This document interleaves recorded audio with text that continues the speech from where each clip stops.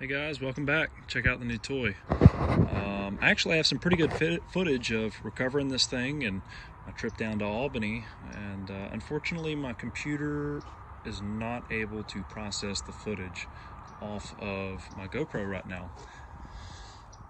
Once I figure that out, I'll actually take the time to do some editing and toss it all together. In the meantime, I'm actually filming off my iPhone again today. So if the quality is poor and the audio is poor, I apologize. But today we are tackling doing a supplemental ground harness on my 1123. This truck is pretty solid so far. Has a 6.5 and a 4-speed behind it. Pretty impressed with it. I've driven some of the 6.2 and 3-speed trucks and they're dogs in comparison.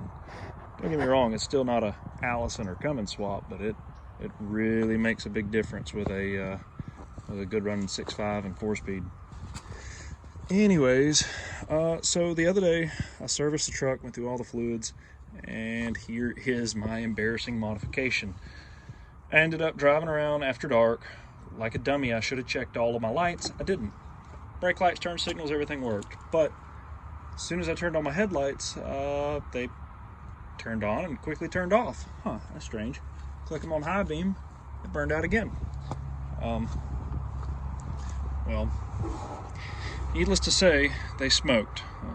You like my nice blue modification? So, trash. Learned the hard way, started doing some homework after I got it home. I had some house wire, it got me home. That was great. Now, looking back at it, you can get a good laugh out of this junk. I'll fix that, here in a few minutes. But anyways, if your Humvee is having instrument cluster issues, starting issues, you keep burning up start boxes, you have lighting issues, glow plug failure, there's a ton of symptoms that can relate to this. But for me, my symptoms were hard starting, failure to actually operate the glow plugs as they should, burning up headlights, all that good stuff. And after doing some research, figured out that the ground harness is poor, to say the least, on these trucks. So I sourced my information from Gear Report, Damage Control Customs as well. And matter of fact, they do sell those harnesses already complete if you're not much of a DIY person.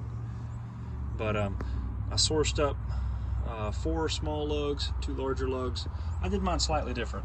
Most of the kits you find are actually going to be pre-made with all 4 connections coming into one, and this might vary slightly from your truck.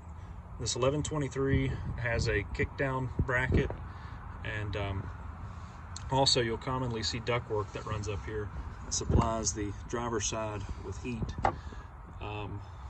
but mine is currently lacking that.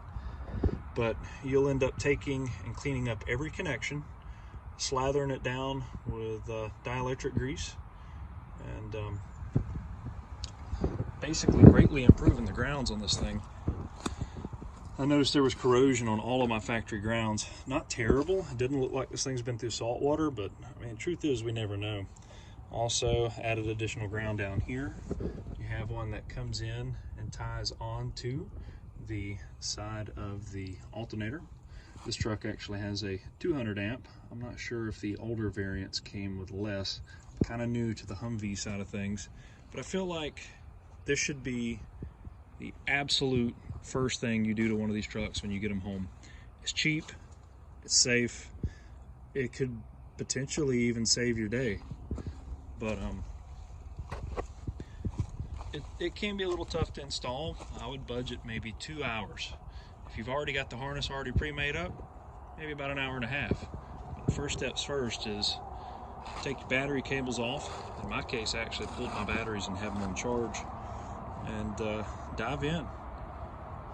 I'll hop under the truck right quick. So we are back down here under the Humvee, and I've got it all tied in and coated thoroughly with dielectric grease. It's another thing too, you want to coat everything with dielectric grease once you're done, after you've cleaned every connection up. and installed your additional ground. And what I did, I noticed nobody really covered this. Let me see.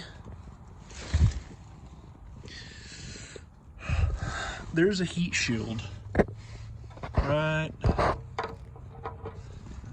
It's terrible. But you can actually see there's a heat shield above the starter that covers the exhaust.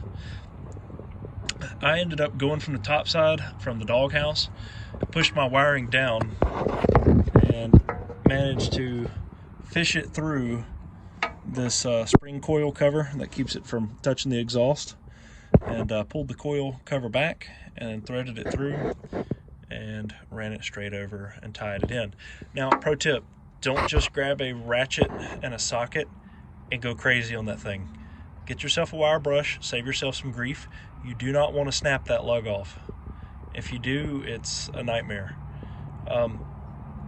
So clean it off with a brush, and then if you have a very weak impact, I would suggest using that with a vibration to break it free.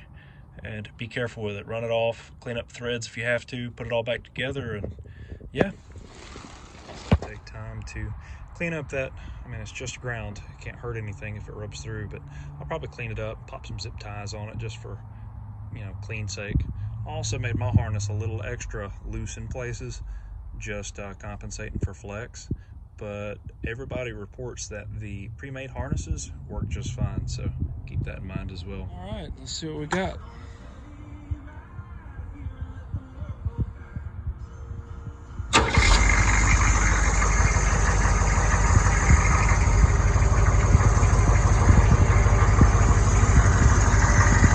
Definitely a short cycle on those plugs, but it's also a 65-degree day today, so truck hasn't been driven in about a week now. But yeah, definitely worth the while. Luckily, all these materials were free to me, so kept having them laying around. Until next time, guys, good luck, stay safe.